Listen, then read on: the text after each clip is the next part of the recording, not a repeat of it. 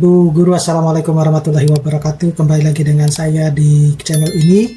Nah, ini yang akan saya sampaikan di sini berkaitan dengan status update ya, terkait dengan pencairan tunjangan profesi guru yang bulan Maret yang belum sempat dicairkan, dan jadwal terbaru untuk pencairan tunjangan profesi guru untuk yang bulan April ya, di tahun 2026 ini ya. Sorry, di situ ada salah persepsi, ada salah tahun gitu.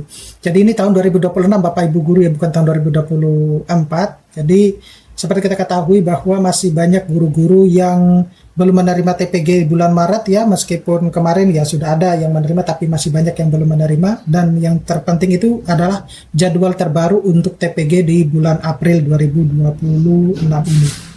Nah, tapi sebelum saya membahas ini lebih dalam, saya menginformasikan kepada Bapak Ibu guru bahwa bagi Bapak Ibu guru yang ingin mendownload e-book yang bisa digunakan untuk pegangan guru dalam mengajar, pegangan siswa untuk belajar, modul-modul PPG, buku-buku PAUD ataupun e-book yang bisa digunakan untuk menambah penghasilan Bapak Ibu guru bisa mendownloadnya melalui link yang sudah saya sediakan pada deskripsi dari video saya ini. Nah, jadi Bapak Ibu guru, informasi pertama, jadi mayoritas guru itu telah menerima tunjangan profesi guru, namun khusus untuk yang bulan Maret ya. Namun ribuan lainnya itu terjebak dalam status pending. Nah, apa yang menyebabkan kenapa di bulan Maret itu belum dicairkan? Jadi banyak yang berkomentar bahwa SKTP-nya belum terbit ya. Jadi kalau SKTP-nya itu status pending, maka sudah dipastikan pencairan TPG pada bulan Maret itu belum dicairkan. Namun pertanyaan besarnya adalah kapan nanti akan dimulai dicairkan untuk TPG yang bulan Maret ya, TPG yang bulan Maret. Nah, ini karena hari ini itu sejak kemarin ya sudah berakhir cuti bersama, hari ini sudah masuk. Jadi sepertinya akan mulai dicairkan mulai Senin ya, untuk yang SKTP-nya sudah terbit ya. Nah, ini guru yang belum menerima SKTP Maret, jadi terutama untuk PPG alumni tahun 2025 itu lebih dari 4.000 guru. Itu jelas ya, karena banyak teman-teman guru ya yang baru lulus PPG alumni 2025 itu memang bermasalah di nomor rekeningnya. Kemudian untuk P3K juga 2025, kemudian non ASN ya rata-rata kebanyakan adalah non ASN yang bukan yang tahun 2025 tentunya. Kemudian P3K sebelum tahun 2025, kemudian PPG 2024 dan PNS ya kurang lebih sekitar 800 guru lah. Jadi untuk alumni PPG 2025 ini menjadi kelompok terbesar yang mengalami kendala teknis dalam penerbitan SKTP. Nah, akar masalah terbesarnya itu bukan pada sistem, melainkan ketidaktahuan. Jadi yang paling banyak itu karena tidak ada jam linear 24 jam tersebut. Kemudian NRG juga belum terbit. Nah, data Kepsek juga invalid. Jadi lebih dari 3.300 guru itu mengaku tidak tahu mengapa SKTP mereka itu belum diterbitkan, seperti itu. Nah, diagnosa yang tepat itu dimulai dengan kita harus memahami dulu Bapak Ibu guru regulasi dan cara kerja dari sistem info GTK tersebut. Jadi bukan karena sudah lulus PPG kemudian Bapak Ibu guru secara otomatis berpikir bahwa oh ini saya sudah akan menerima tunjangan profesi guru. Ini bukan sesederhana itu pemikirannya Bapak Ibu guru. Kita harus dulu memenuhi prasyarat-prasyarat. Yang paling gampang itu sebenarnya Bapak Ibu guru bisa bertanya ya ke teman-teman gurunya yang sudah menerima TPG, apa saja yang harus dipenuhi gitu, biar nanti tunjangan profesi gurunya itu cairnya lancar.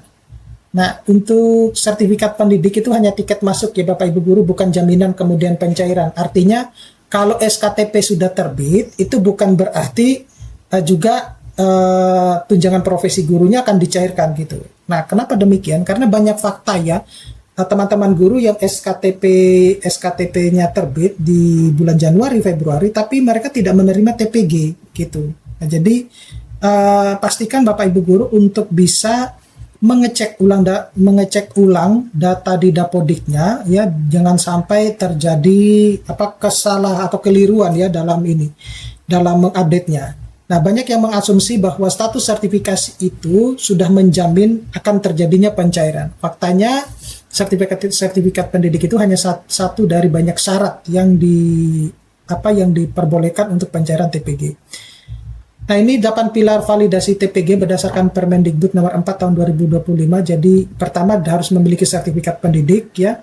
Kemudian statusnya itu non ASN maupun non ASN. Kemudian tercatat di Dapodik, memiliki NRG ya, nomor registrasi guru yang valid.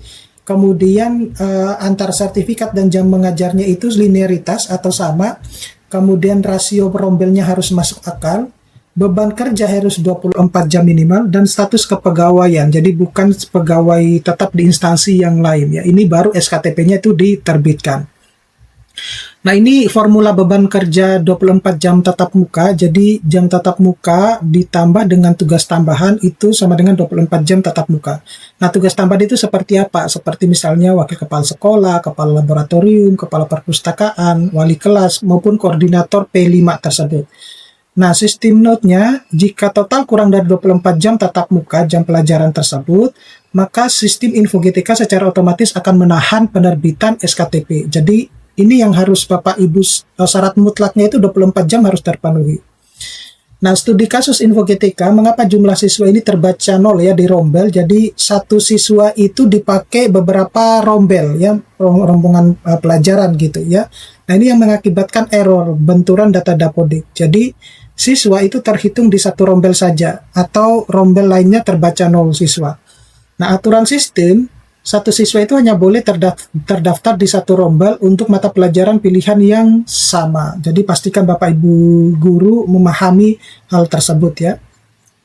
Nah, untuk mendeteksi kendala teknis tersembunyi, jadi ada kalanya pending itu karena NRG-nya belum terbit ya. Jadi sering terjadi pada alumni PPG 2025 di mana sistem tidak dapat memvalidasi identitas sertifikasi tanpa NRG.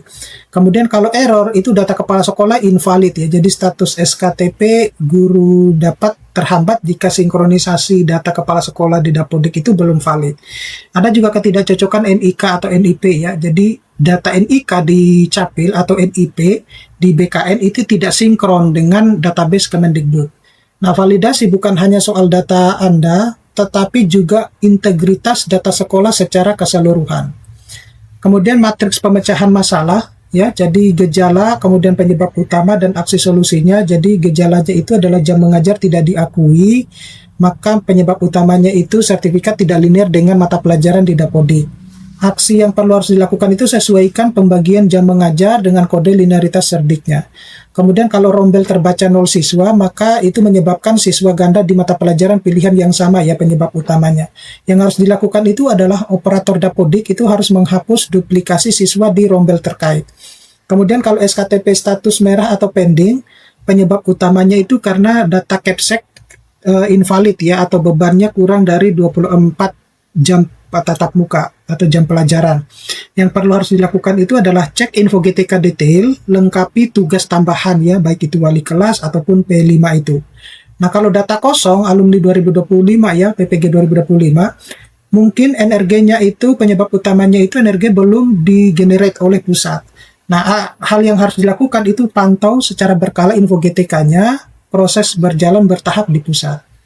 Nah, ini untuk pencairan TPG di bulan April ya. Jadi pencairan TPG di bulan April itu kembali ke setelan pabrik Januari dan Februari ya.